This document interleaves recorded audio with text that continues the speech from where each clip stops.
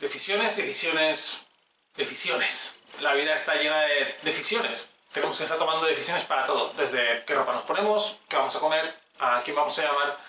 Y como gestor, no es menos. Una de las mayores decisiones que debemos tomar, o muchas de esas decisiones que debemos tomar como gestores, es la asignación de tareas de nuestro grupo de trabajo. ¿Quién hace qué? ¿Cuándo hace qué? ¿Y para qué lo hace? En este vídeo vamos a utilizar un juego como ejercicio para poder desarrollar la toma de decisiones. Antes de empezar a meternos en harina, quiero aclarar que el hecho de utilizar juegos de mesa no significa que sea una fórmula mágica, sea el ejercicio final que debamos completar para poder ser unos buenos gestores, sino es una herramienta más que podemos utilizar para que nos ayude a pensar tal vez de una forma diferente, a intentar centrarnos mucho más en la efectividad de nuestras decisiones y controlar mucho más el timing, es decir, el tiempo, la cualidad de acertar cuándo tomar una decisión y cuándo aplicarla. Aparte, es una forma estupenda de pasar un tiempo con amigos o familia. Te diviertes, piensas, disfrutas y si ganas ya, muchísimo mejor. En estos primeros vídeos de La vida es juego vamos a utilizar, está por aquí, estos dos juegos, Viticultura y Agrícola. Son dos juegos de colocación de trabajadores que creo que pueden ayudarnos mucho en la forma de asignar tareas de una forma más óptima. Son bastante fáciles de encontrar y tienen una accesibilidad respecto a reglas y mecánica muy sencilla, de modo que si decidís utilizar uno de estos juegos para jugar en casa, será genial, y si no, en la descripción vais a tener un listado de juegos con esta mecánica bastante famosos, bastante accesibles y sobre todo no excesivamente difíciles para poder jugar con cualquier persona de vuestro entorno. El juego que utilizaremos hoy se llama Viticulture, un juego publicado originalmente por Stone Meyer Games, traído a España de mano de Maldito Games, en el que los jugadores interpretan a herederos de unos viñedos que intentan tener el mayor prestigio posible para ganar la partida. Voy a utilizar indistintamente Viticulture, Viticultura, el juego del vino. Vamos a dar un vistazo a cada una de las reglas y los componentes e iremos comentando cada una de las fases, posibles acciones que podemos realizar en función de la asignación de tareas y cómo mejorarla. Esta es la pinta que tiene Viticulture montado. Es una preparación para 3 jugadores más o menos. Tenemos aquí 1, 2 y 3 posiciones para los jugadores con sus componentes que ahora veremos y el tablero central.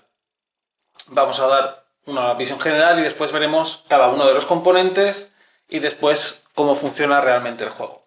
Tenemos el tablero central, que es donde vamos a ir realizando las acciones, y aquí ya podemos ver ciertos elementos clave. El primero es el track de puntos de victoria, que es nuestro objetivo. Uno de los criterios que más nos va a ayudar a saber qué tareas asignar y cuándo asignarlas va a ser el objetivo a conseguir. En este juego, como acabamos de ver, nuestro objetivo es conseguir el mayor número de puntos de victoria posibles. Siempre los vamos a conseguir en su mayor parte completando pedidos de vino. De modo que tenemos que estructurar nuestras acciones, nuestras decisiones y nuestra asignación de tareas, de ahora en adelante serán acciones para ir acorde con el juego, en función de un objetivo final, que es ganar la partida consiguiendo el mayor número de puntos de victoria posible, y objetivos a corto plazo. Ahora iremos viendo en cada una de las partes del tablero cómo vamos a poder ir consiguiendo esos objetivos. A medida que durante el juego vayamos completando pedidos de vino, iremos ganando puntos de victoria. La partida dura tantas rondas como sean necesarias para que un jugador alcance 20 puntos de victoria. En ese momento se finaliza la ronda año en el lenguaje del juego y el jugador final con más puntos de victoria pues gana la partida. En el tablero que ya hemos preparado para un inicio de la partida, cada jugador coloca una ficha de corcho en la casilla de inicio, en la que serían 0 puntos de victoria, una botellita de vino de madera en el track de ganancia residual y se colocan mazos de cartas en estas zonas y aquí tenemos la ficha de jugador inicial que se otorgará de una forma aleatoria al principio del juego. Después tenemos los tableros individuales de cada jugador con sus fichas. Aquí tenemos las monedas del juego, liras, el valor 1, 2 y 5.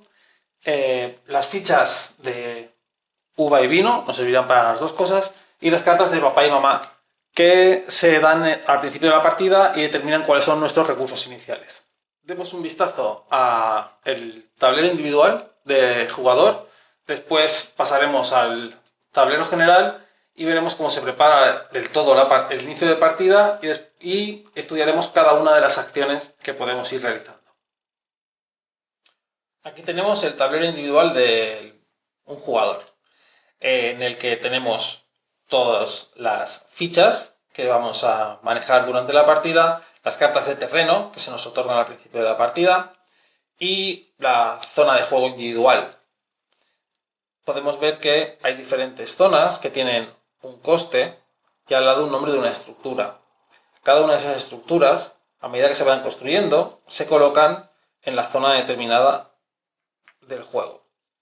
Una vez construidas, nos van a otorgar el beneficio que figura en el tablero.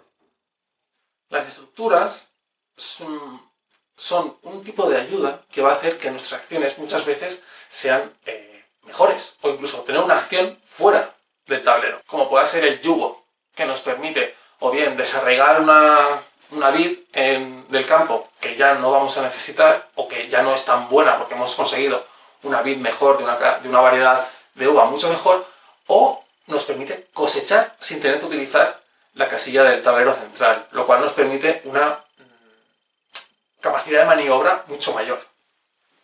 El resto de estructuras nos van a ayudar o bien a mejorar nuestra bodega, que va a ser necesario para realizar según qué tipo de vinos, o mejorar nuestros campos dándole irrigación o plantando emparrados para poder plantar según qué tipo de uva, o incluso poder mejorar y darle mayor calidad a las visitas que podamos tener, obteniendo mayores ingresos por estas. Haciendo una especie de extrapolación, podríamos decir que las mejoras, las estructuras que vamos comprando en Viticulture son los planes de mejora que podemos tener en nuestra empresa, nuestro grupo de trabajo. Son las pequeñas acciones que van a requerir tiempo y esfuerzo por parte de algún componente o todos los componentes del grupo para que las acciones que realicemos luego o los procesos que debamos implantar sean aún más eficientes. Sobre todo si estamos refiriéndonos a formación. Pero eso ya lo hablamos en otro vídeo. Esta es la zona de trabajadores disponibles. Los trabajadores obtenidos al principio de la partida y durante esta, mediante la acción de formar trabajadores, se irán colocando en esta zona a final de año, de modo que todo el mundo tenga un control de qué trabajadores vamos a tener para el año que viene. Esta es la zona del lagar y estas son las bodegas. Cuando realizamos la acción de cosechar uva, cogemos una de estas fichas de cristal transparente y la colocamos en el número del valor de la vid que hemos cosechado y en su variedad, bien sea tinto o blanco. Cuando realizamos la acción produce 2 fichas de vino, cogemos las fichas de uva que sean necesarias para crear la variedad de vino que queramos hacer en función de si hemos construido o no las mejoras necesarias y las transformamos en vino del valor igual al de la uva, en caso que sea blanco o tinto, o al valor combinado de ambas en caso que sea rosado o espumoso. Demos ahora un vistazo al tablero central. En el tablero central tenemos las dos zonas diferenciadas de la estación de verano y la estación de invierno, que son las fases o las estaciones en las que podemos realizar acciones, y los diferentes mazos de cartas. Vamos a ver las acciones de verano. La acción que tenemos en la parte superior es juega un visitante de verano. Al colocarse en una de las casillas, un jugador puede hacer lo que dice la acción siempre, que es jugar un visitante de verano. Si algún jugador coloca un trabajador en una casilla, cual sea, de todas las acciones disponibles, que tenga una bonificación impresa, hará, en la medida de lo posible, la bonificación. En este caso, si utilizamos esta casilla, sería juega una carta y otra. De modo que si tuvieses 2 cartas, podrías jugar 2 visitantes de verano. Si no las tuvieses, no tendrías por qué hacerlo. Otra acción que tenemos es roba una carta de Bid. Al colocar aquí, robaríamos la carta superior del mazo de Bid. El mazo de Bid, en las cartas de Bid, siempre tienen la misma estructura. Aquí arriba figurarán las estructuras que debemos tener o no para poder cultivarla. El nombre de la variedad, el tipo de uva que es, blanca o tinta, y el valor que va a tener cuando la cosechemos. Otra acción disponible es vender al menos una uva o comprar o vender un terreno. Las cartas de terreno que hemos obtenido al principio tienen un valor impreso en liras de 5, 7, 6, que además es el valor en Bid que pueden soportar. Ahora explicaré qué significa eso cuando plantemos. En esta acción, aparte de poder vender uva por el valor que indique en nuestro lagar, también podemos vender nuestros terrenos, dándole la vuelta, poniéndole la cara de vendido, de modo que ahí no vamos a poder cultivar ninguna uva y obtenemos su valor. Utilizando esta acción también podemos comprar un terreno nuestro que hayamos previamente vendido por el valor que figura en la carta. Las uvas que tenemos en nuestro lagar, aparte de tener un valor para la producción de vino, también tienen un valor monetario, dependiendo de lo vieja que sea, cuán envejecida esté o cuál sea su valor, ¿vale? Dependiendo de la posición del lagar en el que esté la uva que decidamos vender, obtendremos 1, 2 o 3 liras. Otra acción disponible es hacer un tour y ganar 2 liras. Lo bueno de esta acción es que si ocupamos la casilla del medio, obtendríamos la bonificación. Ganaríamos 2 liras más 1 lira. Y si además hubiésemos conseguido la sala de catas, si tenemos vino en nuestras bodegas cuando realizamos un tour, ganamos también un punto de victoria. Otra acción posible en verano es construye una estructura. Como he dicho en la explicación del tablero individual, al construir una estructura debes pagar el coste que figura en tu tablero individual, colocar la ficha correspondiente en el área que corresponda. Si utilizamos la casilla de bonificación, obtendríamos 1 lira al finalizar la acción. Es decir, la lira que vamos a ganar no podemos invertirla en la compra de la estructura que queramos construir. La última acción que tenemos en verano es planta una carta de Bid. Podemos elegir una de las cartas de Bid que tengamos en nuestra mano si cumplimos los requisitos de estructura que nos pida y colocarlas en cualquiera de nuestros campos no vendidos, siempre y cuando el valor total de las vides plantadas no supere el valor del campo, que como he dicho antes es 5, 6 o 7. Si utilizamos la casilla con la bonificación, podremos plantar 2 cartas de Bid en el mismo turno. Demos un vistazo a las acciones que podemos realizar ahora en invierno. Una de esas acciones sería robar una carta de pedido de vino. Como siempre, si utilizamos la carta, o sea, la casilla del medio, tendremos una bonificación. En este caso es robar una adicional. Las cartas de pedido de vino se componen de una o más variedades de vino de un valor determinado que debemos tener en nuestra bodega para poder obtener los puntos de victoria y el beneficio residual que ganaremos al final de cada una de las rondas. Esto es bastante importante porque al final es el objetivo que tenemos que tener. Si completamos pedidos de vino, va a ser la forma más rápida y eficaz de llegar a nuestro objetivo, que es obtener el mayor número de puntos de victoria. Otra acción que podemos realizar es jugar un visitante de invierno, ya que estamos en invierno. Cogeríamos una o más cartas si utilizamos la bonificación y jugaríamos los visitantes de invierno que decidiésemos. Siempre que se juega una carta que exige pagar o cumplir un requisito, debemos poder pagar o cumplir el requisito para jugar la carta y obtendremos su beneficio hasta donde podamos conseguirlo. Es decir, si por ejemplo, este visitante, el mercader, te dice paga 1, paga 3, debes poder tener 3 liras en tu reserva para añadir una uva de valor 1 y una uva de valor 1 en tu lagar. Si no puedes, no tienes por qué hacerlo. O completas un pedido de vino y ganas un punto de victoria extra. Si no puedes completar el pedido de vino, no podrás ganar el punto de victoria extra. En este punto tengo que decir que las cartas de visitante son un elemento del juego que ofrece muchísima variedad, incluso cierto punto de aleatoriedad que hace que el juego no sea tan fijo, centrado en la realización de acciones. Hay cartas de visitante que son realmente poderosas. Otra acción que podemos realizar es cosecha un terreno. Si utilizamos la casilla de bonificación, podremos cosechar hasta 2 terrenos. Al cosechar un terreno, obtenemos uva igual a todas las variedades que podamos tener, tanto sea de tinto como blanco. Obtenemos una ficha de uva con el valor combinado de todas las vides que dispongamos en el terreno que estamos cosechando.